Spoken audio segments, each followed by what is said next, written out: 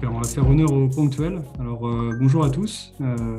Amandine et moi, on est ravis de vous accueillir sur cette rentrée des tribus pour un événement assez exceptionnel avec la référence de l'inclusion et de la diversité en France, Inès Dauvergne. Inès, merci beaucoup d'avoir accepté de nous donner de ton temps et de ta connaissance sur ce sujet.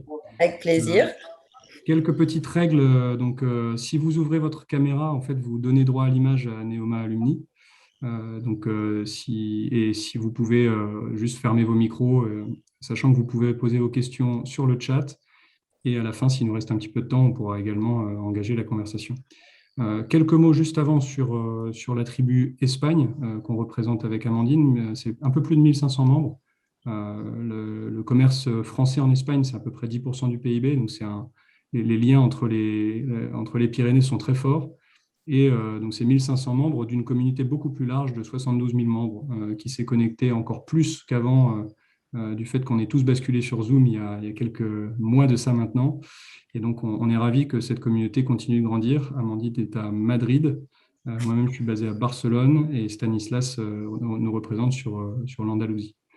Vous le savez, Neoma s'est engagé assez fort avec une nouvelle initiative qui a été lancée, préparée pendant des mois et lancée à la rentrée sur Engage for Positive Impact. Et donc, je ne vais pas passer trop de temps sur ce sujet pour laisser la parole à notre invité du jour qui va nous donner son savoir. Et n'hésitez pas, au niveau de la tribu Espagne et internationale qui nous rejoignait, à aller jeter un coup d'œil sur cette nouvelle initiative qui est tout simplement géniale.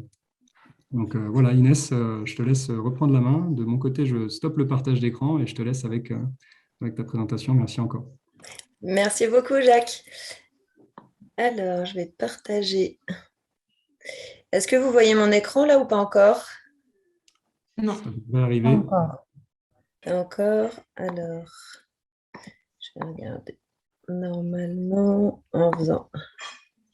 Là, vous devriez le voir. Ouais, là, c'est impeccable. Là, c'est bon. Ah, super. Hop. Je me mets en mode diaporama, ce sera plus simple. Donc, bonjour à tous et à toutes. Donc, je suis ravie d'être parmi vous aujourd'hui.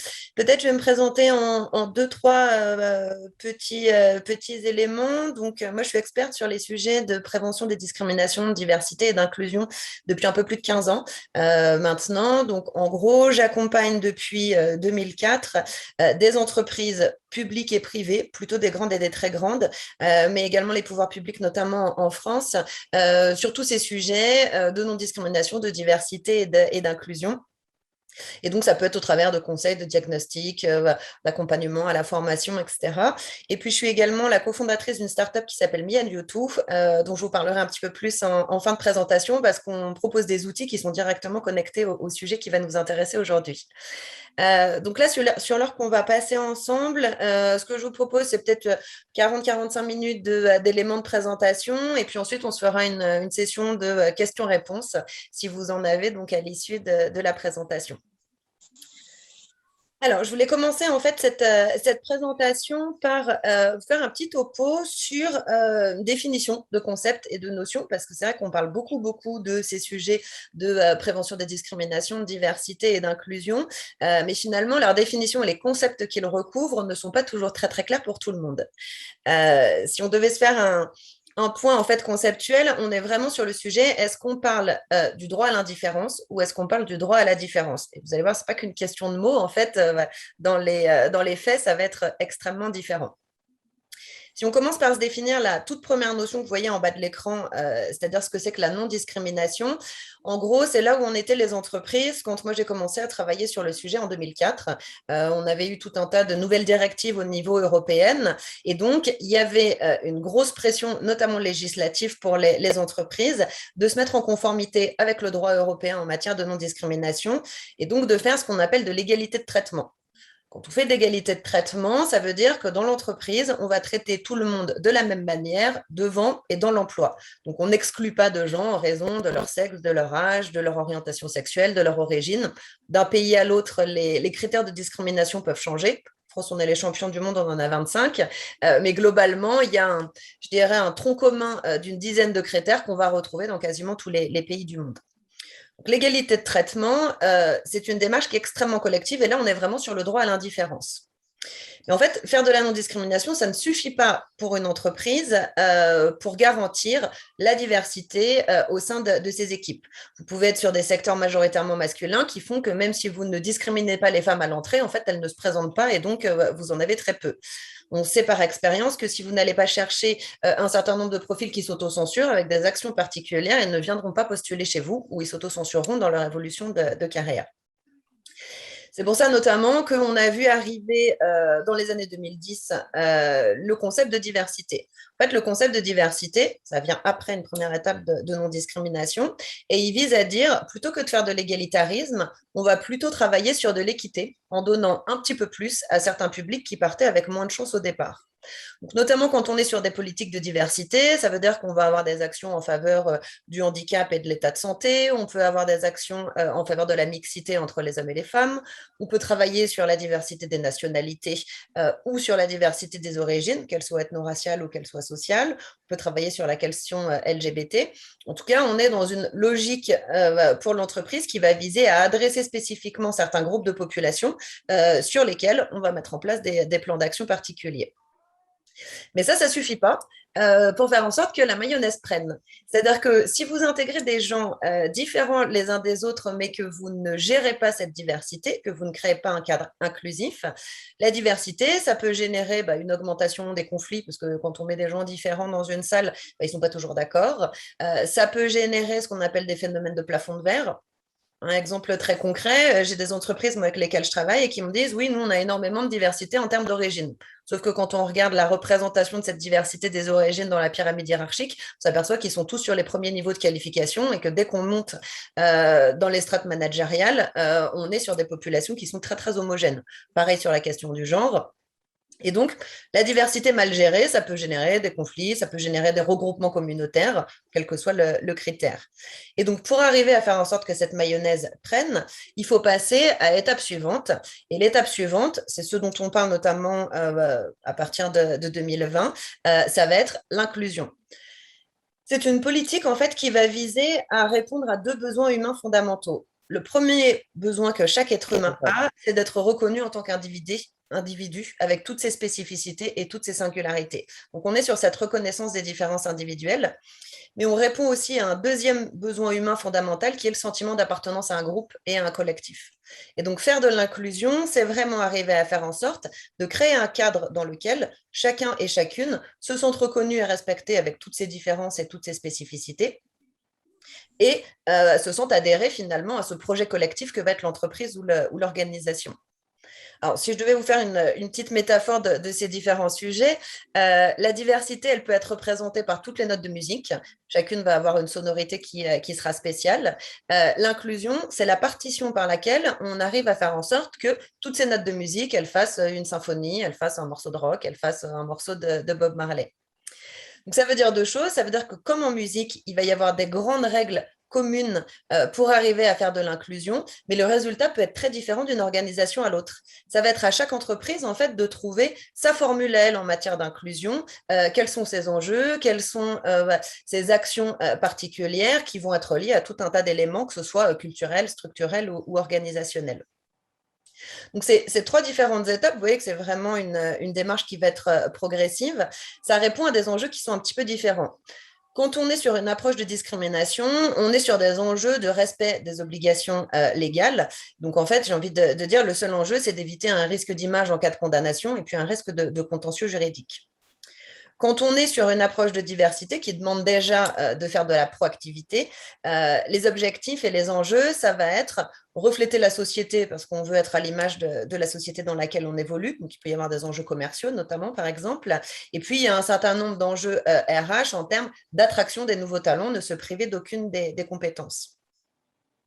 Et les enjeux qui vont être associés à l'inclusion, là, on est dans des enjeux qui vont commencer à toucher à la performance parce que l'inclusion permet de faire de la créativité, permet de faire de l'innovation, et puis c'est aussi ça qui est un vrai levier en termes de cohésion.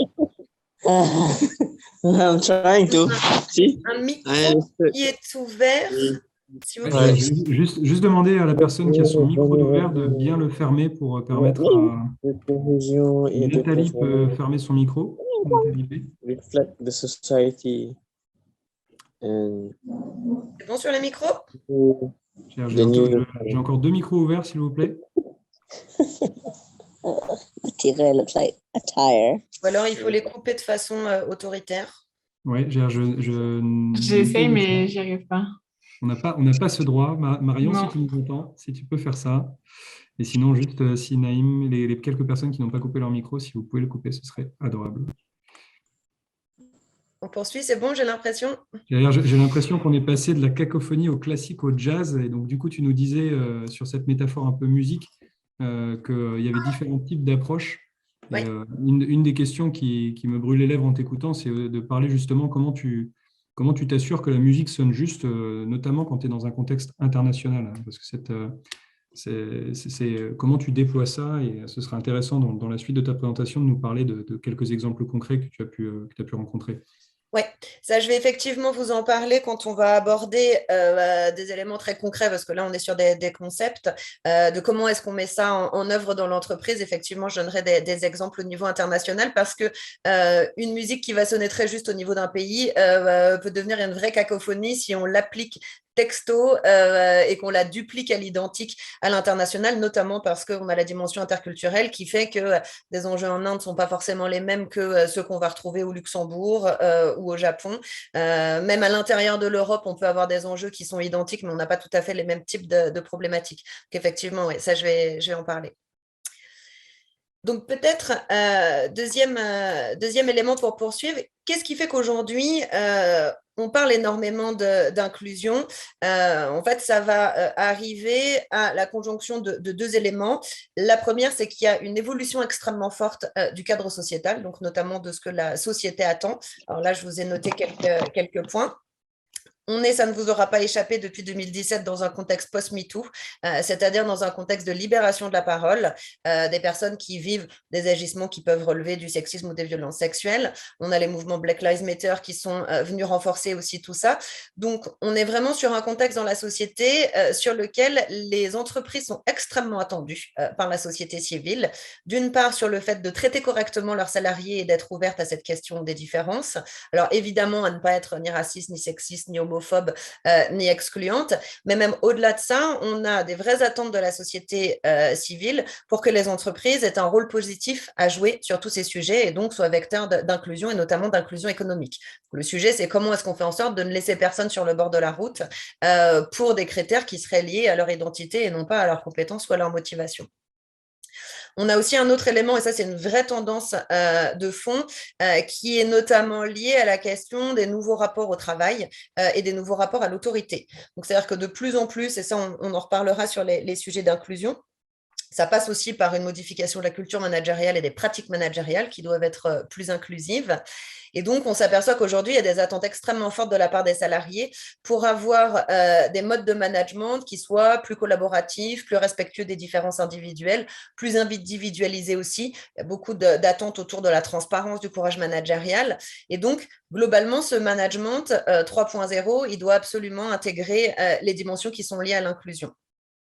Ça s'est encore renforcé en contexte Covid, où notamment la question du bien-être au travail est arrivée sur la place, la question du sens aussi, pourquoi est-ce qu'on travaille, dans quels environnements, de quoi est-ce qu'on n'a plus envie. Et donc ça a été encore un accélérateur supplémentaire. Et puis, ça vient également être renforcé, notamment dans les différents pays, par des législations qui sont de plus en plus contraignantes sur le sujet. Donc, c'est notamment le cas sur la question de la mixité, de l'égalité homme-femme en France, mais également en Espagne. On a de plus en plus de pays, et notamment, c'est renforcé par l'Europe, qui impose aux entreprises de prendre en compte ces questions. Et donc, ça peut aller de l'application de l'égalité de traitement à la prévention des violences au travail, mais aussi également, on a en France notamment tous ces débats sur est-ce qu'il faut ou pas mettre des quotas dans les comités de direction, comment est-ce qu'on arrive à travailler sur ces sujets-là sans pour autant générer des sentiments de discrimination positifs chez ceux qui ne sont pas concernés par le sujet. Donc, on a cette évolution du cadre sociétal qui fait que ça devient aujourd'hui absolument fondamental de travailler sur ces questions. Et c'est vrai que moi, quand j'ai commencé il y a 15 ans à travailler sur les sujets de diversité, on était plutôt à dire que c'était un avantage concurrentiel pour une entreprise d'avoir une politique de diversité. Ça lui permettait de se démarquer par rapport à ses concurrents. En 2021, aujourd'hui, une entreprise qui n'adresserait pas ces sujets, ça devient un désavantage concurrentiel. C'est-à-dire que ça n'est plus possible de ne pas du tout traiter de ce sujet-là sans passer pour une entreprise qui soit en déconnexion totale avec le monde tel qu'il est aujourd'hui, avec les attentes de la société. Donc, c'est impératif de se poser la question. Alors, toutes les entreprises ne sont pas obligées d'y aller aussi fort ni aussi vite, mais à minima, il faut avoir adressé le sujet et s'être interrogé sur est-ce qu'on y va, comment, avec quelles ambitions. Parce qu'en termes d'enjeux, on a des enjeux qui sont extrêmement forts, notamment en termes d'image, que ce soit de l'image employeur ou également de l'image entreprise, des enjeux autour de l'attractivité et de la rétention des talents. On a une étude qui est sortie la semaine dernière qui a été menée par le Boston Consulting Group au niveau mondial. Donc là, on a 16 000 personnes qui ont répondu à l'étude dans 16 pays et qui s'intéressent notamment à ce lien entre le sentiment d'inclusion que peuvent avoir les salariés et un certain nombre d'indicateurs qui vont être liés à la performance. Et donc, en matière d'attractivité, par exemple, un salarié qui a le sentiment qu'il n'est pas inclus dans son entreprise a près de 5 fois plus de chances de démissionner dans les 6 mois.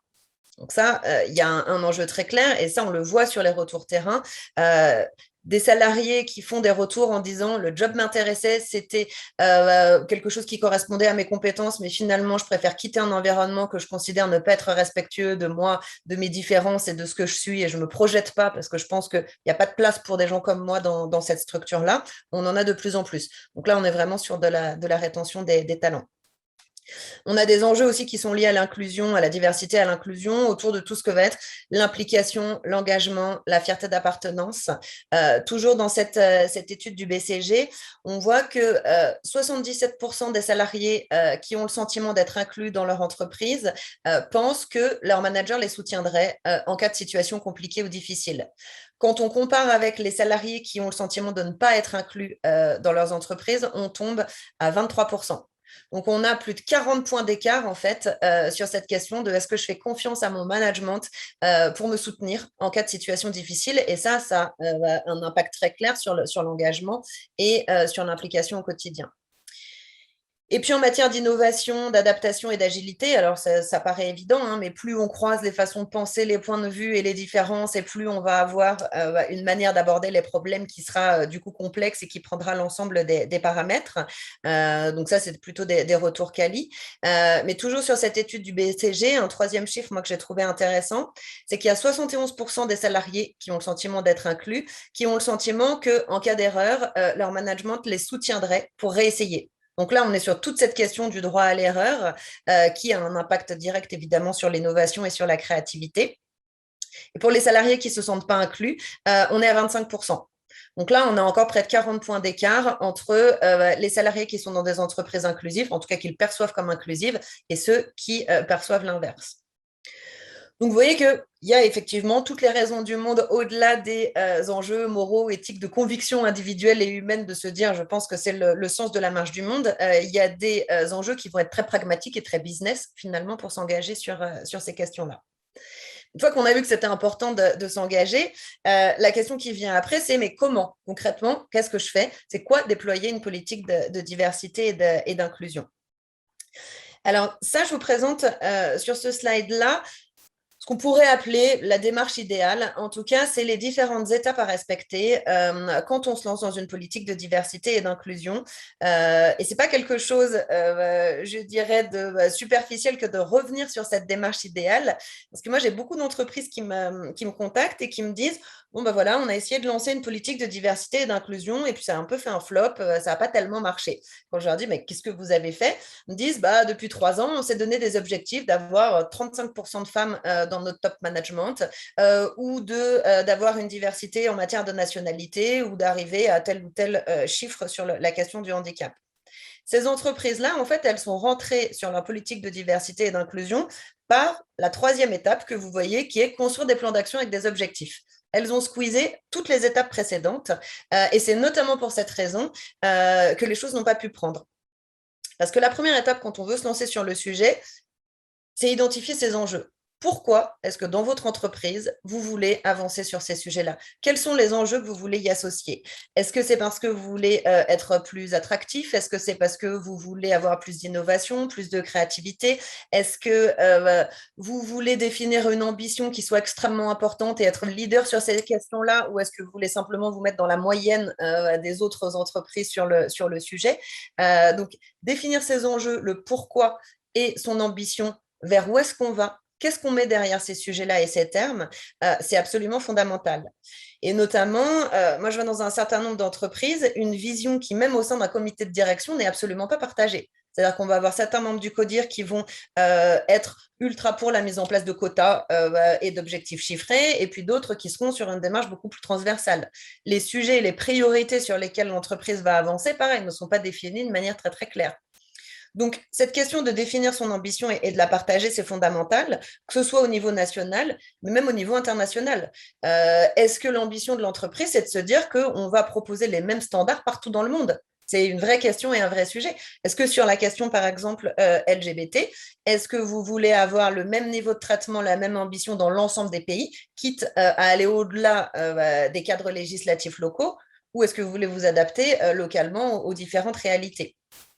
Est-ce que vous voulez traiter tous les mêmes sujets de la même manière partout, ou est-ce que vous vous dites, on va peut-être se définir un sujet prioritaire et laisser une marge de manœuvre qui soit importante au niveau des différents pays locaux? Alors, pour vous donner tout de suite une bonne pratique, il y a très peu d'entreprises dans lesquelles la politique de rouleau compresseur fonctionne. Alors, c'était à l'époque le cas notamment pour PSA qui avait signé un accord diversité monde avec l'ensemble de ses partenaires sociaux partout dans le monde et qui avait des démarches qui étaient quasiment à l'identique partout dans les pays. Ça, c'est très lié aussi à leur mode de fonctionnement et à leur culture qui est comme ça sur tous les sujets, hein, ça déroule. Ce qui fonctionne le mieux, c'est d'être sur un modèle mixte qui ne soit pas non plus de laisser 100% d'autonomie au local, parce que sinon le risque, c'est que vous allez avoir certains pays qui vont être les bons élèves, parce qu'au niveau local, on a quelqu'un qui s'est emparé du sujet, et puis d'autres qui seront totalement à la traîne. Et avec un risque notamment d'incohérence en termes d'image, où vous pourrez être challengé, voire condamné en matière de discrimination dans des pays qui n'auraient pas du tout avancé, et puis du coup, essayer de faire bonne figure sur les pays où ça avance le plus. Donc, ce qui fonctionne bien, c'est pas du tout global ni du tout local, c'est d'avoir une vision qui soit partagée, qui soit commune, d'avoir un ou deux sujets qui vont être déployés dans leurs principes partout dans le monde et ensuite avec des adaptations en fonction des cultures locales. Donc, on prend un ou deux sujets qui viennent du local. Si vous êtes en Inde, ça peut être se dire on va travailler sur les castes. Dans un autre pays, ça pourrait être la dimension sociale, par exemple, quand on travaille sur la thématique de l'origine.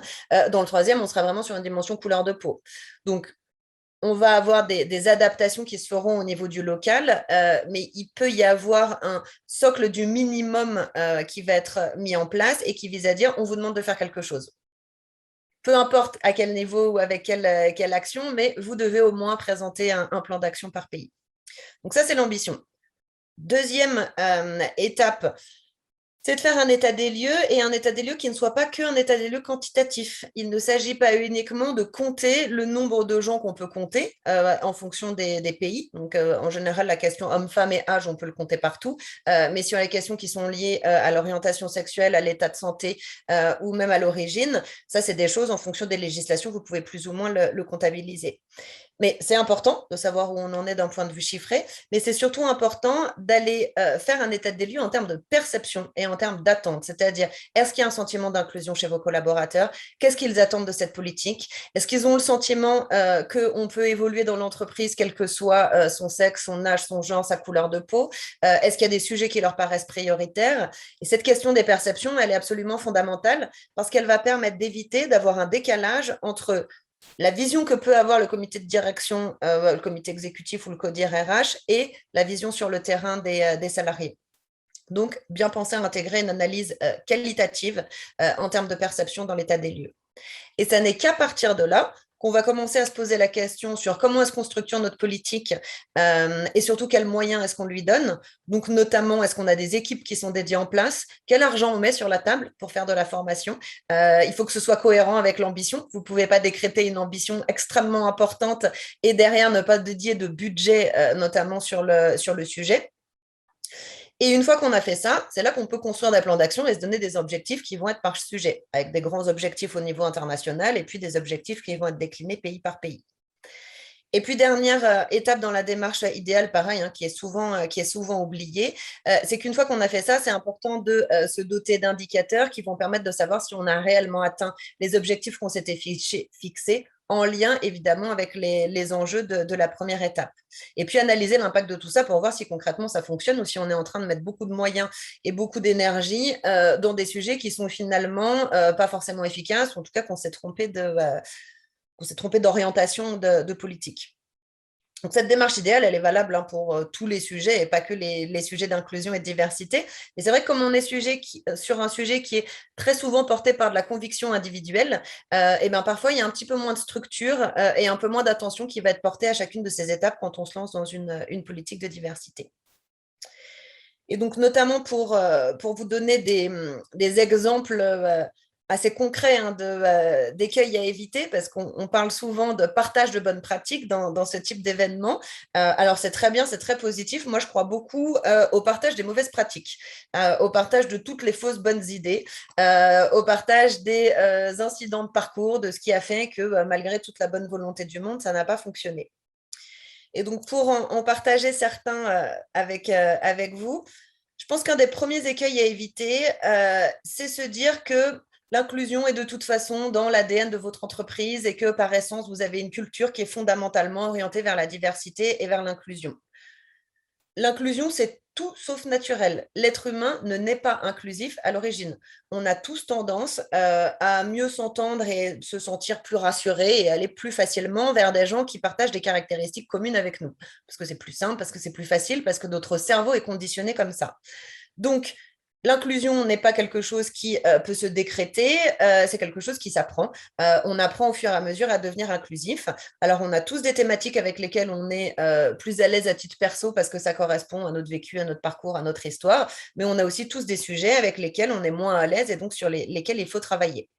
Donc, moi, une entreprise qui me dit, nous, finalement, on est divers par essence, le mot qui s'allume dans ma tête, c'est déni. C'est de se dire que c'est typiquement le type de comportement et de situation qui fait qu'on pourrait se voiler un petit peu la face et mettre un certain nombre de problématiques sous le tapis. Alors, il ne s'agit pas de s'auto-flageller en se disant on est forcément nul, c'est reconnaître ses points forts, mais se dire on est sur des démarches qui sont des démarches d'amélioration continue et de progrès continu, et donc qu'il faut arriver à structurer. Donc ça, c'est un premier point. Deuxième écueil à éviter, qui a été beaucoup fait ces dernières années, c'est avoir une approche qui serait une approche en millefeuille. C'est-à-dire qu'on va se lancer sur des démarches qui vont superposer les plans d'action en faveur de telle et telle population sans jamais faire de transversalité. Donc, on va être sur une politique de diversité qui va se borner à gérer les minorités.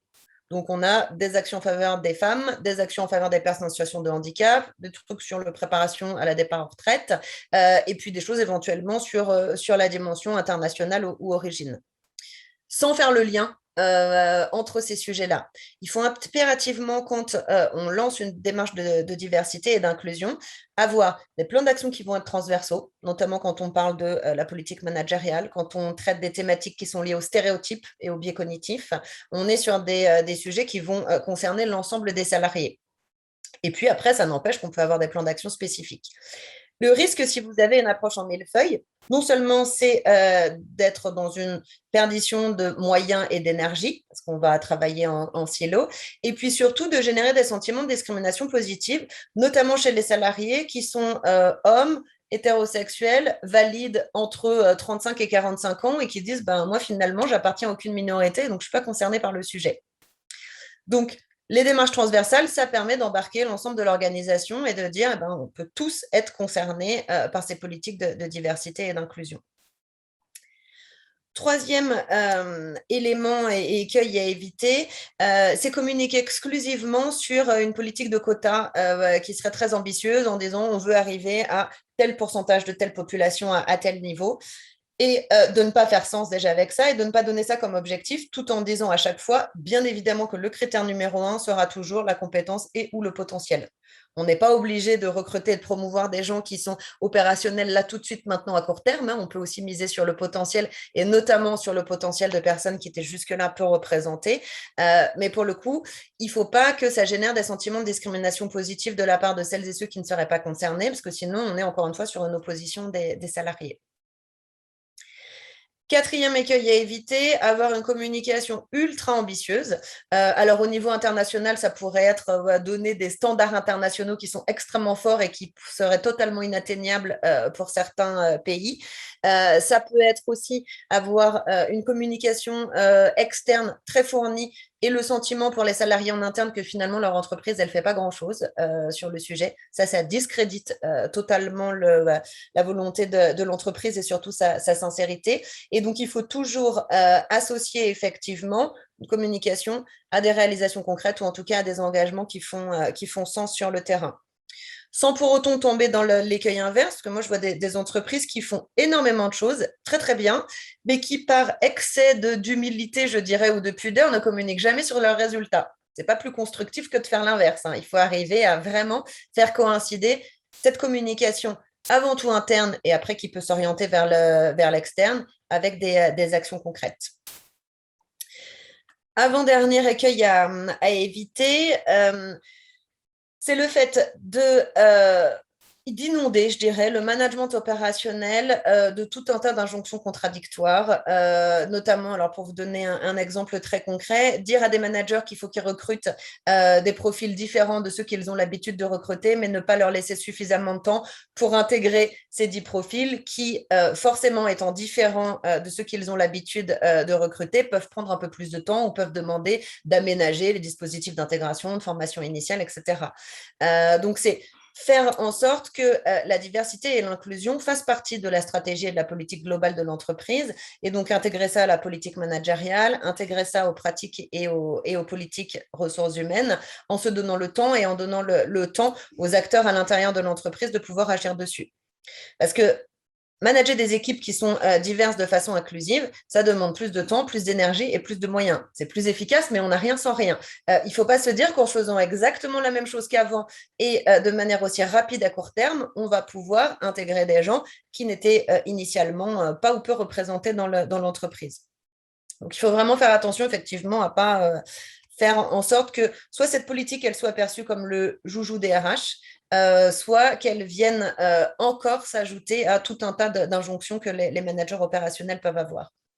Et là-dessus, notamment en termes de bonnes pratiques, c'est de pouvoir intégrer ces sujets-là dans toutes les formations initiales des managers et dans tous les dispositifs d'intégration dès la base et dès l'origine, et pas en faire quelque chose de supplémentaire. Ça peut notamment aider à faire passer le message. Et puis, dernier écueil à éviter, c'est hyper important de revoir les process. Comment est-ce qu'on recrute les gens? Comment est-ce qu'on identifie les compétences? Comment est-ce qu'on les accueille et comment est-ce qu'on les intègre? Sur quels critères on les fait évoluer? Est-ce qu'on fait un assessment center ou est-ce qu'on fait de la détection des potentiels avec d'autres outils? Tout ça, c'est des éléments qui sont intéressants à mettre en place, mais il faut aussi travailler sur les comportements, sur la responsabilisation individuelle, sur la manière dont chacun et chacune va s'approprier ces process. Sinon, on risque d'avoir un décalage entre les process et les pratiques, notamment, et avec tout un tas de gens qui vont passer outre les différents process pour continuer à faire comme avant. Et donc, un peu tout à l'heure, comme je vous disais, il ne faut pas s'arrêter uniquement au quantitatif, mais aussi travailler sur le qualitatif. Il faut adresser en même temps les process et les pratiques. Et quand je parle des pratiques, c'est y compris les pratiques des collaborateurs et des collaboratrices dès le premier niveau. Quand on parle d'inclusion, il y a vraiment un sujet de comment chacun et chacune dans l'organisation va se comporter vis-à-vis de ses collègues de travail. Ce n'est pas uniquement une thématique managériale, c'est aussi une thématique du quotidien des salariés. Inès, donc, je me permets de t'interrompre parce qu'on a une question d'Adeline. Merci Adeline qui dit c'est super intéressant, merci. Quelle serait la première action simple que tu recommanderais pour lancer la dynamique, l'adhésion et les premiers progrès? Et quelle communication interne et externe correspondante? Alors, tout dépend en fait à quelle étape vous en êtes, mais notamment une des premières actions, ça peut être créer un atelier de travail au sein du comité de direction ou du comité exécutif, ne serait-ce que pour que au plus haut niveau de l'entreprise, on soit un petit peu en phase sur ce qu'on veut faire et où est-ce qu'on veut aller. Ça, c'est quand on est dans une démarche descendante.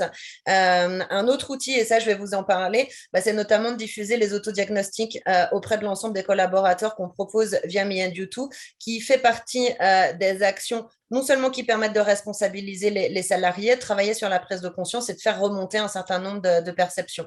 Donc, on peut le prendre en fait par le haut ou par le bas, mais c'est de pouvoir adresser les choses de manière pragmatique et concrète. Ça, c'est hyper important.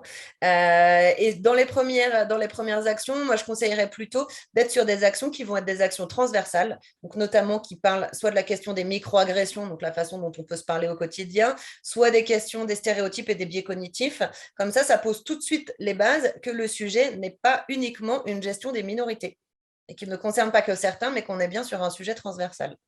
J'ai bien aimé, tu as aussi parlé du fait de commencer très tôt avec l'onboarding et tu parles d'inclusion en le connectant à performance. Tu sembles mettre pas mal de poids sur le rôle des managers aussi. Tu parlais du rôle essentiel de l'individu. Adeline, une question de follow-up, tu en as un petit peu parlé. C'est quel rôle précis tu recommandes pour le CEO? Et donc, de fait, est-ce que tu as repéré en fait, des techniques qui font que certaines sociétés arrivent à ce que l'adéquation CEO et le corps managérial, par exemple, ça marche mieux dans certains endroits que d'autres? Au-delà de cette thématique uniquement individuelle que tu mentionnais, c'est-à-dire quand tu as un manager qui est déjà, entre guillemets, un public averti, justement, ceux qui ne le sont moins, quel rôle joue le CEO et comment est-ce que tu arrives, entre guillemets, je ne sais pas si on peut l'exprimer comme ça, mais à convertir les managers qui sont peut-être moins convaincus de certaines thématiques? Ouais. Alors, le CEO, il faut effectivement qu'il porte le projet et qu'il ait un discours qui soit très clair. Et son rôle, ça va être de porter l'ambition.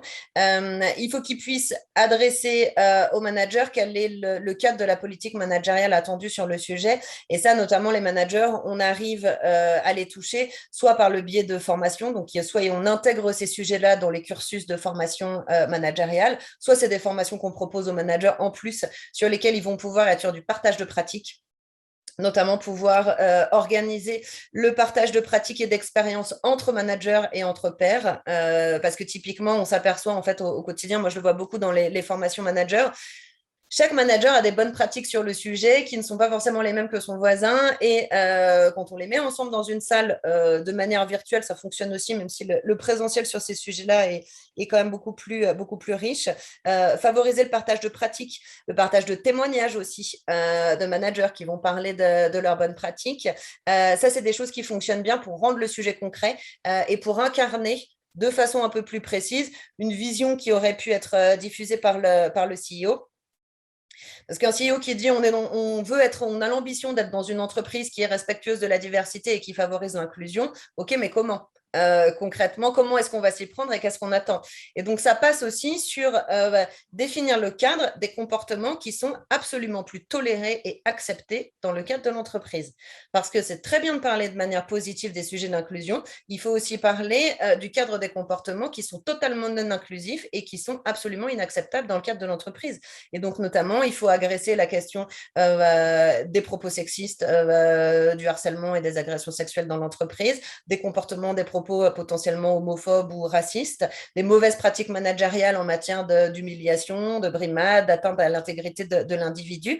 Et donc, ce cadre-là, il doit être posé parce que ça peut totalement discréditer la crédibilité d'une politique de diversité et d'inclusion si vous avez quelques mauvaises pratiques qui perdurent et que les salariés ont le sentiment que l'entreprise laisse faire. Donc, à un moment donné, il faut aussi affronter concrètement ces sujets-là et pouvoir les traiter. Donc, on partage les bonnes pratiques et puis, encore une fois, on définit un cadre d'action et notamment les actions qui ne seront absolument pas tolérées. Et souvent, ça se passe sur des petites choses. Hein. Une entreprise peut avoir les meilleurs process du monde. Si elle laisse se banaliser des blagues sexistes, racistes, homophobes à la machine à café, que les managers les entendent et que personne n'intervient, c'est une catastrophe pour le sentiment d'inclusion au quotidien parce que le collaborateur, il va se dire, mais si mon entreprise est déjà même pas capable de me protéger des blagues, des écarts de langage, de tout ce qui est respectueux dans mon quotidien de travail, comment est-ce que je peux me dire que ce sera possible d'évoluer, que je serai jugée que sur mon potentiel et mes compétences, qui sont quand même des choses un peu plus compliquées que déjà garantir l'entente entre les gens. Donc, on voit bien qu'il y a une notion de cadre collectif, hein. Ouais, Donc tu sembles aussi dire que le CEO ou un certain nombre de personnes identifiées doivent poser entre les guillemets les limites de la partition. Et ouais. ensuite, un effort dès l'onboarding de formation qui doit ensuite être suivi sur la partie individuelle. Je crois que c'était un peu Ouais. l'objet de ta slide. On a précédé un petit peu ta slide suivante. C'est ça. En fait, sur la slide suivante, l'idée, c'est vraiment de se dire que l'inclusion, il y a toute une partie qui va être de la responsabilité collective, c'est-à-dire la responsabilité de l'entreprise. Hein. Qu'est-ce que je fais en matière de politique, de process? Donc, c'est à minima s'assurer qu'on est en lien avec la législation en matière de non-discrimination. C'est avoir des actions positives, du coup, dans le recrutement et dans l'évolution de carrière. Donc, ça veut dire qu'on se repose la question de est-ce que l'évolution de carrière n'est pas biaisée par rapport à des stéréotypes. Comment est-ce que je définis qu'est-ce que c'est qu'être un bon manager? Quelles sont les compétences que j'attache au leadership? Et est-ce que ça vient en opposition avec notamment les stéréotypes de genre, par exemple, ou les stéréotypes qui sont liés à l'origine ou à l'âge? Donc, on agit sur les process RH et sur les pratiques managériales. Donc, ça, c'est de la formation des managers. Et puis après, il y a toute une responsabilité individuelle. Et donc là, on va travailler sur les individus et non plus sur les outils et sur les process.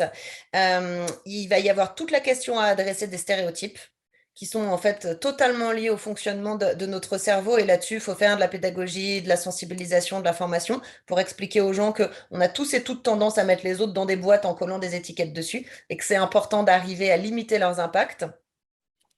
On agit, ce que j'expliquais contre les microagressions, c'est le manque d'exemplarité dans le langage, c'est tous les propos qui sont un peu offensants, un peu dégradants, même si c'est souvent très très banalisé parce qu'ils sont faits sans intention de nuire. C'est déjà à ça qu'il faut s'attaquer. Et puis expliquer aux gens qu'est-ce que c'est qu'être inclusif dans mes relations aux autres. Et notamment, faut être clair, être inclusif, c'est pas se conduire comme un bisounours.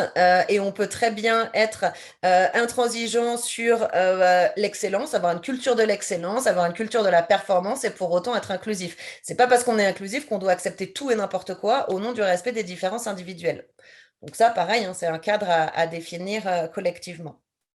Et donc, notamment, nous, ce qu'on fait avec les outils d'autodiagnostic, parce que poser le cadre collectif, ça, c'est plutôt des choses, comme je disais, bon, ça peut être du conseil, ça peut être des audits, ça peut être de la formation. Mais ce qui nous intéressait quand on a lancé Me and You Too, c'était de travailler justement sur cette responsabilisation individuelle de chacun et de chacune, de comment est-ce que moi, je me comporte, de pouvoir faire un petit peu mon autodiagnostic et mon auto-évaluation sur la base d'un certain nombre de mises en situation concrètes.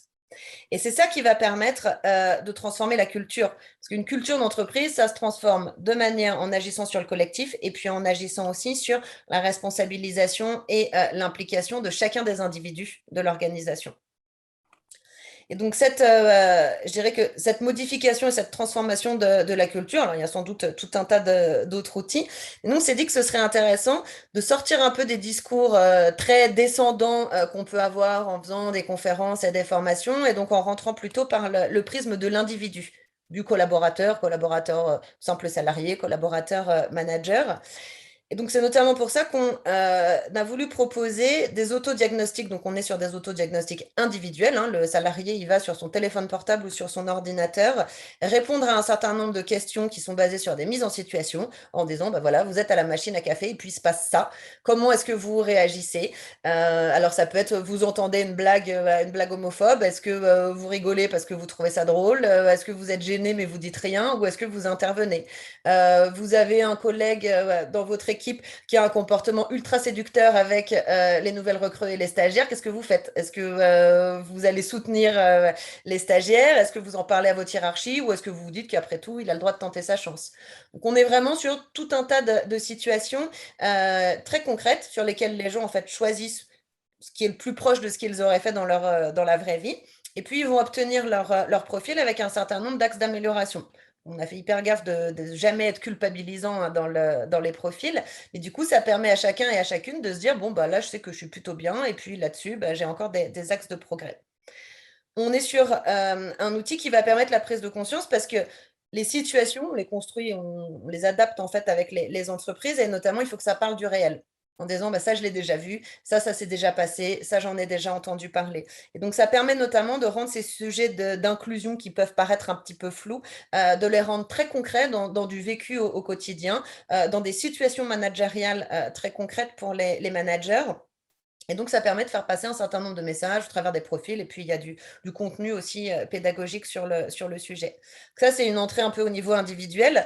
Et ce que ça permet à l'entreprise, c'est de répondre à la phase de diagnostic et d'état des lieux. Parce que du coup, le diagnostic, il est 100% anonyme, mais l'entreprise, elle a des statistiques collectives sur c'est quoi le niveau moyen de mes salariés. Et donc, ça permet d'avoir une cartographie des risques, de se rendre compte que sur tel pays ou dans tel département, on a, je sais pas moi, une banalisation des microagressions, que dans tel autre endroit, on a un niveau de stéréotype qui est particulièrement fort. Et donc, ça permet d'aller adapter, ajuster un certain nombre de plans d'action grâce à cette cartographie. Alors du coup, Inès, sur la partie, dès qu'on a parlé d'autodiagnostic, tu as eu plusieurs questions. Alors Ouais. déjà, je suis obligé de mentionner que donc moi, j'ai moi-même fait cet autodiagnostic en préparation de notre événement. Et je trouve qu'il est super bien fait parce qu'en fait, il pousse à la réflexion juste le fait de lire et de se dire, en fait, oui, cette situation, elle fait partie de la thématique. Je trouve que le questionnaire est super bien fait et je crois qu'on va pouvoir le mettre à disposition de tous les participants pour ceux qui voudraient le tester et pourquoi pas le déployer dans leur entreprise.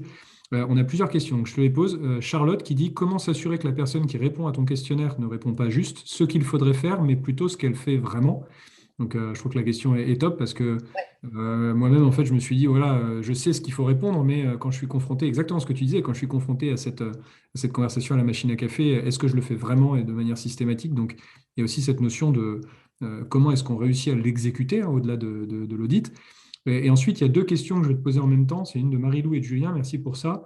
La première, c'est comment réussir à ce qu'un maximum de personnes se sentent concernées. Bon, alors déjà, à faire l'autodiagnostic, tu as déjà un élément de réponse, mais Marie-Lou dit les entreprises mettent en place des initiatives et c'est parfois compliqué d'avoir des participants lorsqu'ils ne se sentent pas concernés par la discrimination en question. Et donc, le message a moins de portée. Donc là, ce serait intéressant d'avoir ton recul Ouais. avec les différents clients. Et la question de Julien, c'est combien de temps ça prend, en fait, tout ça. Donc, qu'est-ce qu'on fait par rapport à la question, tu sais, donc trois questions pour toi en fait. Qu'est-ce Alors, qu'on fait sur quand tu les as les les trois? réponses biaisées, effectivement, sur la première question, on nous en parle souvent. Alors, notamment, moi, quand je le présente, l'outil, et c'est déjà mentionné dans l'introduction, on est effectivement sur un outil qui fait un selfie digital. Alors, soit tu as envie d'avoir une photo avec un gros filtre, comme sur Snapchat, qui donne une image de toi très, très jolie, mais finalement assez éloignée de la réalité, et dans ces cas-là, tu biaises les questions. Soit tu fais preuve d'un peu de sincérité en te disant je vais y répondre de manière concrète. Donc ça, on l'explique un peu dans l'intro en disant, l'objectif, c'est pas de trouver la bonne réponse, mais c'est si vous voulez avoir une image parlante et réaliste, de mettre ce que vous auriez réellement fait. Ensuite, il y a toujours des biais de ce qu'on appelle la désirabilité sociale, c'est-à-dire quelle est l'image que je veux avoir de moi et que je veux renvoyer aux autres. Ce biais-là, on ne peut jamais totalement le supprimer, mais dans aucune enquête de perception, quelle qu'elle soit. C'est pour ça notamment que cet outil, on le présente avant tout comme un outil de prise de conscience individuelle et pas comme un outil de mesure scientifique des comportements. Donc, la photographie finale, elle intègre effectivement le fait qu'il y a un pourcentage de biais.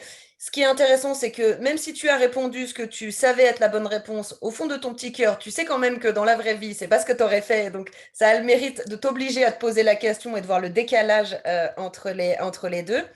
Et au niveau de l'analyse globale en fait des statistiques, c'est notamment pour ça que la dimension benchmark entre les différents services, les différentes entreprises est intéressante parce que ces biais-là, on les retrouve partout dans toutes les entreprises et dans tous les environnements. Donc le pourcentage en soi, si tu veux, a moins d'intérêt que la comparaison entre les résultats d'une entreprise ou d'un service par rapport aux autres. Donc c'est comme ça en fait qu'on contourne un petit peu, je dirais, ce biais, mais qui est de toute façon qu'on ne peut pas supprimer de manière complète et totale. Et je pense, Inès, en plus que le simple fait de provoquer cette réflexion dans la façon dont les phrases sont formulées permet déjà de Ouais, créer en fait une certaine, alors peut-être pas forcément de l'adhésion, mais au moins une prise de conscience d'un certain un nombre de choses. questionnement. Ouais. Et alors, sur justement le fait que les personnes se sentent vraiment, si les personnes ne se sentent pas concernées par une certaine discrimination, par exemple, c'est la question de Marie-Lou, comment est-ce que tu réussis en fait à faire en sorte que tout d'un coup ils deviennent concernés et puis ils changent leur comportement. Donc là, comment tu réussis cette exécution? Et Ouais. Julien qui dit combien de temps ça prend entre le moment où tu démarres ce genre de démarche et le moment où tu commences à voir vraiment des résultats, entre guillemets, où tu as fait fait prendre conscience et en pratique changer les comportements. Ouais. Alors, sur la première question de comment est-ce qu'on fait en sorte que tout le monde se sente concerné, il va y avoir plusieurs leviers, hein. Il n'y a malheureusement pas de méthode miracle. Plus on va parler des différentes situations et donc pas uniquement d'une seule thématique, et plus on arrive à embarquer un grand nombre de salariés. Si tu mets des situations qui sont en lien avec l'âge, par exemple, et l'intergénérationnel, plus sur la question LGBT, plus sur la question du genre, plus sur la question de la couleur de peau, plus sur la question des diplômes, par exemple, et du coup, tu as un nombre de plus en plus grand de salariés qui vont se dire, ah bah tiens, moi je pensais pas, mais en fait, je pourrais être concerné par cette thématique. Donc ça peut permettre quelque chose. La répétition des messages. On est dans des actions qui doivent pas être du one shot, mais il faut régulièrement y revenir, en parler. La pédagogie, c'est l'art de la répétition. Bah, sur ce sujet, c'est pareil. Il faut y revenir. Plus le sujet est porté à haut niveau et plus tu vas avoir un grand nombre de salariés qui, du coup, vont s'y intéresser. J'ai beaucoup plus tendance à ouvrir un mail quand il vient du DRH ou du CEO de l'entreprise que quand c'est la responsable diversité dont personne ne connaît le nom, si tu veux, qui désespérément envoie des mails comme des bouteilles à la mer à des gens qui l'envoient dans les spams. Donc, ça, déjà, ça peut aider. Donc, on multiplie les sujets, on multiplie les occasions de prise de parole et il faut qu'il y ait un portage de la démarche le plus haut possible, qui soit rappelé et qui soit récurrent. Et sur le combien de temps ça dure toute la vie. En fait, on est sur des démarches de progrès, c'est-à-dire qu'on n'est pas sur une démarche où une entreprise pourrait se dire, bon bah ok, je me mets des objectifs et puis à telle date, on sera une entreprise inclusive et puis ce sera fini. On est vraiment dans des démarches qui doivent faire partie de la stratégie de l'entreprise au quotidien. Il faut y revenir en permanence parce qu'il y a des nouveaux sujets qui arrivent, parce qu'il y a des nouveaux salariés qui arrivent dans l'entreprise. Donc c'est un travail permanent. Et sur combien de temps ça prend? Alors, changer fondamentalement, passer d'une culture qui serait très exclusive à une culture qui serait très inclusive, en y mettant beaucoup de moyens, je dirais, ça prendrait minimum 3 à 5 ans. Un changement de culture, en gros, c'est 3 à 5 ans. Après, tout va dépendre. Quel est le niveau de départ de l'entreprise? Est-ce qu'elle partait de très très loin ou pas? Et quels sont les moyens qu'on y met? C'est sûr que si on fait qu'une seule Diversity Week dans l'année et qu'on n'en parle plus jamais, c'est beaucoup plus compliqué que si les démarches de diversité et d'inclusion, elles infusent tous les projets de l'entreprise. Dès qu'on lance un chantier RH, en fait, on rajoute la brique diversité et inclusion de manière transversale dans ce projet RH. Dès qu'on lance un projet managérial, on porte une attention à cette question de la diversité et de l'inclusion. Plus on l'intègre à la stratégie, en fait, et plus ça va vite et surtout plus c'est pérenne dans le temps. Alors, je suis désolée, c'est pas pour botter en touche sur la réponse, mais ça dépend de la Non, taille c'est de clair. Bah, l'organisme. et puis je pense que tu bottes pas en touche. Tu nous dis 3 à 5 ans, c'est plutôt un temps long. Ça doit s'inscrire dans un Ouais. temps un peu stratégique pour l'entreprise avec la volonté de mesurer un audit au départ et puis de mesurer dans le temps progressivement. Donc, je pense que l'audience me rejoindra en disant que tu bottes pas en touche du tout. Est-ce que tu pourrais nous partager peut-être soit le nom si tu en as le droit, ou soit un exemple d'une entreprise qui a particulièrement bien réussi selon toi justement l'exécution sur du moyen long terme. Est-ce que tu as un exemple tu nous l'as dit tout à l'heure, il n'y a pas une bonne pratique, il y a des bonnes pratiques qui s'adaptent à chaque culture. Est-ce que tu as un exemple comme ça qui te vient à l'esprit et quel type d'étapes ils ont utilisé pour réussir sur leur exécution? Alors, il y a plusieurs façons. Alors, je peux vous donner des exemples de choses qui ont bien fonctionné, parce que sur des démarches globales, on est vraiment sur des temps très longs, des boîtes que j'accompagne depuis 10 ans, qui sont passées vraiment de la structuration des enjeux, de la vision, de l'ambition, etc. Sur des bonnes pratiques, notamment avec de l'utilisation de l'autodiagnostic, ben là, on est sur un projet intéressant en ce moment chez TF1, où en fait, ils sont rentrés par le prisme de la question du sexisme et en disant, bah, en tant que chaîne publique, on a des vrais enjeux et des vrais risques business si jamais on a un certain nombre de situations qui sortent en externe. Et d'ailleurs, ça a commencé sur les réseaux sociaux avec des propos qui se tenaient dans les rédactions, par exemple. Donc, ils se sont dit, on a un risque majeur. Ils sont rentrés sous cet angle-là. Et puis, en fait, assez rapidement, on s'est dit, bah, ce qui est quand même plus intéressant, c'est pas uniquement... alors, il faut parler de la question du sexisme et des violences sexuelles, mais en fait, si c'était lié à la couleur de peau, si c'était lié à l'orientation sexuelle, à l'âge ou à l'apparence physique, en fait, ce serait la même chose. Donc, ils ont lancé un gros programme de formation à destination de tous leurs managers sur cette question du management inclusif. Donc, on a des groupes en fait avec des managers où ils partagent leurs pratiques, où ils font l'autodiagnostic, etc. Et puis, ils se sont rendus compte que finalement, les managers ont dit, bah, faudrait que les collaborateurs le suivent. Et donc, on est en train de déployer, soit par le biais de modules de e-learning sur certains services, soit directement avec des ateliers qui sont faits avec les collaborateurs. Et ce qui est en train d'être vraiment intéressant, c'est que du coup, les gens qui sont passés par ces cycles de formation, on discute entre eux en fait dans les réunions de service, dans les équipes, en disant, bah, tiens, cette situation, on en a parlé en formation et puis ça s'est déjà produit chez nous. Et donc, on est en train d'assister à un changement de culture et surtout avec un nombre de plus en plus grand de gens qui disent bah, je remercie mon entreprise d'avoir mis le sujet sur la table, de s'être impliqué. C'est hyper important pour moi de voir qu'en tant que collaborateur, non seulement ma boîte, elle s'engage sur le sujet, et en plus que ça se traduit par des choses très concrètes dans mon quotidien. Et quand je dis très concrètes dans mon quotidien, c'est sur les relations entre les gens, en fait. Parce que la question de la diversité dans de l'évolution de carrière, par exemple, ça, on est sur un temps long. Le temps de voir les gens que tu as fait grandir, évoluer et progresser, ça prend plusieurs années. Mais déjà, sur le relationnel au quotidien, sur ce qu'il laisse passer ou ce qu'il ne laisse pas passer, là, on est en train de créer une vraie culture de l'inclusion. Et ça a pris en gros 1 an. Hein. Super intéressant. Merci, merci pour ça. Dans l'audience, si vous avez des questions qui vous brûlent les lèvres ou les doigts depuis le début de la séquence, n'hésitez pas à les poser puisque on a promis qu'on vous libérait pour votre rendez-vous de 14 heures. Il nous reste donc 3 minutes.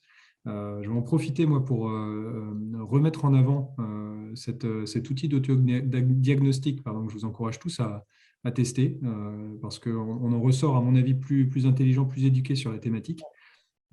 Et j'aime beaucoup, en fait, Inès, la façon dont tu relis inclusion et performance de manière beaucoup plus exhaustive que simplement, entre guillemets, une thématique de mode. Tu le mets vraiment au cœur d'une démarche de culture d'entreprise, de cohésion, d'adhésion, d'inclusion de tous les talents, en fait, au sein d'une entreprise. Et tu connectes ça de manière super intéressante sur la partie diversité. C'est-à-dire que tu dis l'inclusion et la performance sont connectées. Et pour pouvoir faire ressortir le maximum de performance de toute la richesse, de toute la diversité qu'on a dans une équipe, il y a un savant mélange, on va dire une balance, un équilibre à trouver en fonction de chaque entreprise. Donc moi, à titre personnel, c'est des démarches qu'on essaye de mettre en place. Comme tu l'as dit, en fait, c'est du temps long, c'est 3 à 5 ans. Donc c'est assez intéressant de t'entendre remettre, on va dire, déjà une méthode et puis de voir aussi de la profondeur d'expérience. Ça fait une dizaine d'années, c'est ça, toi, que tu 15 ans, ouais, 15 ans que tu maintenant. travailles sur ces thématiques-là. Écoute, je vois beaucoup de compliments en fait sur justement la thématique que tu traites. Donc merci encore. Et puis, on a des demandes de liens. Donc, le lien, en fait, alors, on va vous le remettre dans le chat, mais vous le voyez sur la slide d'Inès. Donc, c'est meandyoutube.fr. Et pour tester la version sur l'inclusion, vous l'avez tout en bas de la slide que Inès est en train de projeter. Donc, je peux vous la retaper. HTTPS. Je vais essayer de ne pas faire de bêtises dans le lien. Oui. Alors, attends, sinon, je vais essayer je sais pas, je dois avoir accès au chat. Je vais essayer de faire un copier-coller.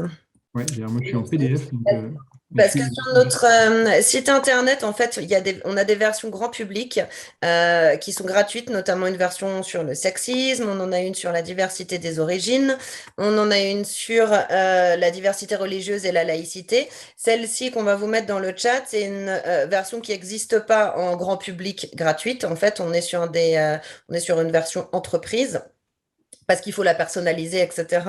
Et donc, sur celle-ci, vous ne pouvez pas la trouver en libre accès sur le site. Mais voilà, je vous la mets dans le chat si vous voulez aller le tester. Génial. Et j'allais dire, du coup, je remercie au passage Laurie qui t'aidait en ayant posté le lien également. Donc, vous l'avez 2 fois, donc vous avez 2 raisons de poster ce lien. Inès, tu m'avais dit avec beaucoup de sérénité, je tiens mes timings, il n'y a aucun souci, il est 13h59 et 30 secondes. Voilà. Il ne reste plus qu'à à nouveau de te remercier parce que je sais que tu as énormément de ce genre de demandes en fait, de tes clients, etc. Donc, merci beaucoup d'avoir avec plaisir. De ton temps pour partager ça avec la tribu Espagne et de manière plus large la tribu internationale de Neoma. Et puis, j'espère que toute l'audience va aller cliquer sur ce lien, apprendre des choses et puis développer cette thématique qui doit être tenue d'un point de vue leadership par chaque manager et chaque personne. En fait, on l'a bien vu aujourd'hui. Donc, c'est une conversation par une conversation. Merci pour celle-là, Inès, et puis à très bientôt. Merci beaucoup. À très bientôt. Très bonne journée à tout le monde. Au revoir.